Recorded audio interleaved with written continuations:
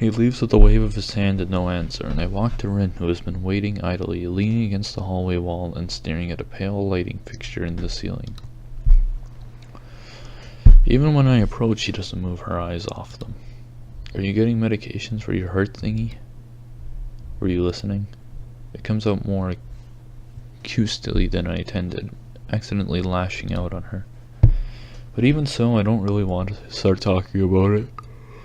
I just met her. I don't know her. It's not her business. The nurse seems to be happily ignorant about confidentiality, too, talking about that kind of thing in public. But it's not Rin's fault, is it? I look up at her, suddenly feeling a bit guilty, but Rin is just staring past my shoulder, her head tilted like a bird's. Sigh. I don't know why this is so hard for me. It feels like there's some inexplicable lock that prevents me from being more upfront about this. Yeah, they're for my heart. Will they make you better? No, not really. They just make me a little less worse. Rin keeps looking at me for a little while longer, and she says anything further, nor displays any kind of emotion I could discern. I'm thankful that she doesn't. I think I'm still not quite used to all this. At the hospital it was easy, but I still haven't sorted my feelings about having to live a normal life with this disability. We leave the main building and Rin leads us onwards towards the dorm. We stop at a small patch of greenery in front of the dorm building. The dorm is built on a slightly elevated ground, with a wall and a few trees that everyone has to circle around every time they come or go. Probably the only inconvenient design in the school. The entire wall, made of some kind of brick, as the building itself, has been covered with some sort of painting. Most of it still mere sketches, quick lines drawn with black and white against the grey plastering that covered almost the entire length of the wall, but some places look a bit more finished. There are human faces and legs and hands that can't quite say what the painting as a whole might portray. Stacks of what seems to be paint cans are arranged in piles on the ground beside the wall. See, the left side is hardly off the ground yet. Is it because I couldn't get in the mood yesterday, so I gave up and went to meditate instead? Then it was suddenly morning. I have to work on it, but the guys from art class are helping me with the negative spaces and the base surfaces whenever which is possible. It's easier to paint big areas if there are a lot of people with hands. The reach is better and it's faster too. She goes on a tangent of a tangent, waving out with her arm, or whatever of it there actually is, to demonstrate, even though I get the point already. The white cotton on her sleeve flaps around, and it makes me think it could look sadder than it does. But it makes me feel out of place, like almost every tangible reminder of the student base's special properties has in the last few days. This girl doesn't notice my dreary feeling, of course, or the fact that she lost me a while ago already, and just keeps on blabbering. So that's why I'm trying to figure out if there is something I need to figure out, and then figure that out before it's too late and all hope is lost. Why would the hope be lost? Because paint has to be painted, and then it has to be dry, and then it has to be painted over with another kind of paint. It takes time. And she finally stops, apparently thinking she made some kind of statement that makes sense. I think it's best to start from the top. So this is your project. You did this. Yes. All of it. Yes. Nice, but I stumble with my words, suddenly feeling like I walked straight into the minefield of political incorrectness. It's okay, you can say it. I probably won't get mad. I blush really hard, and I don't really know what would be the right thing to say, if any. Feels that I'm way more sensitive than Rin is, though. This is really awkward. Don't you want to ask? How do you paint without hands? Well, obviously, she paints the same way she was eating her food. She uses her toes. See, I'm an easy person to talk to, right? With my feet. Yeah, see? You saw this already, you stupid. I almost guessed that already, but isn't that hard to do? You're good at guessing. Anyway, I don't think it is, but maybe I'm used to it by now. I can't get my mind around the fact that she could be an artist, but seeing how adept she was using her feet to eat, I figured painting might not be a problem either. Neither of us has anything more to add to the subject. The afternoon light works pretty well. I was afraid it would look too flat, but it's not like that after all.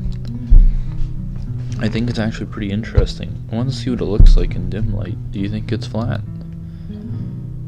Well, paintings tend to be flat. Not like that flat, flat, like some people are. No substance, no meat, where there should be some. Oh, I missed that. Oops. I don't remember how. Oh, wait. I know a few girls who. Okay, I get it. But I couldn't really tell. I'm not that good with art. I can't name any artists or artistic terms. So I don't really have anything to say.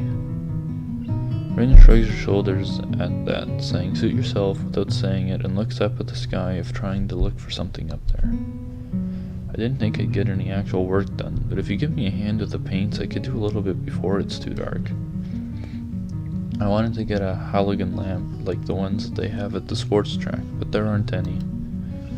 Unsure is quick to recruit my help, as was Shizune. It makes me feel that festival is much a big project that every pair of hands is needed.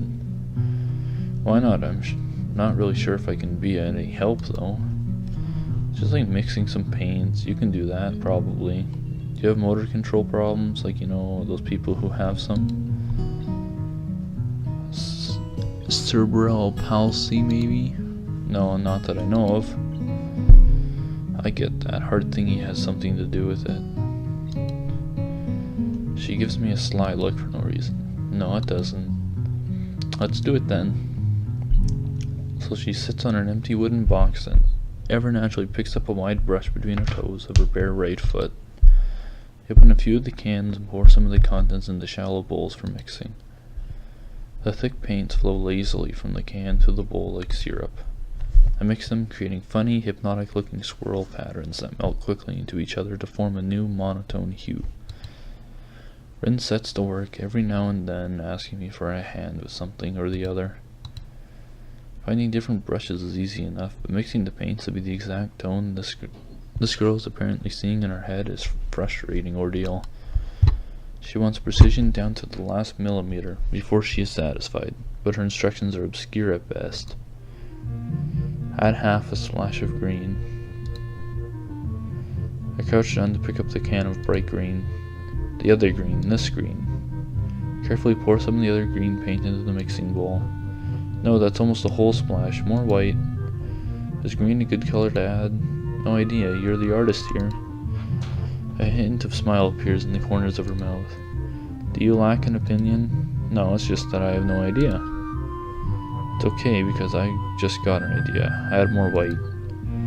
With this exclamation, I pour a minuscule amount of white into the bowl and mix it. It looks slightly whiter. That's not good. It has to be like the color when you wake up and you know that you saw the meaning of life in your dream, but you can't remember it. Maybe it's yellow. Despite the impossibility of mixing a color like the change of seasons or any other nonsense that's being imposed on me, I find myself enjoying it more than I thought I would. Seeing a painting being born on the plastered wall feels like magic. Spend the moments I have between mixing paints crouching down on the paving and just looking at her work. I feel slightly intrusive at first, like breaking some imaginary intimacy. Rin doesn't seem to mind that the least. Maybe it's just in my head. Her entire presence emits a completely different air as she patiently works the details, adding layers of paint on top of other layers of paint, steadily moving her foot across the wall to add new shapes. When I manage to produce a passable mixture of paint, the rare smile on her face is oddly rewarding.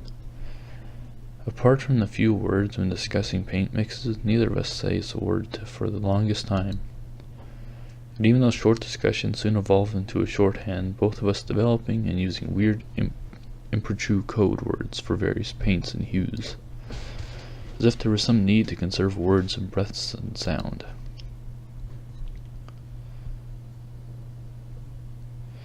You stay there late into the evening until it becomes too dark to paint properly.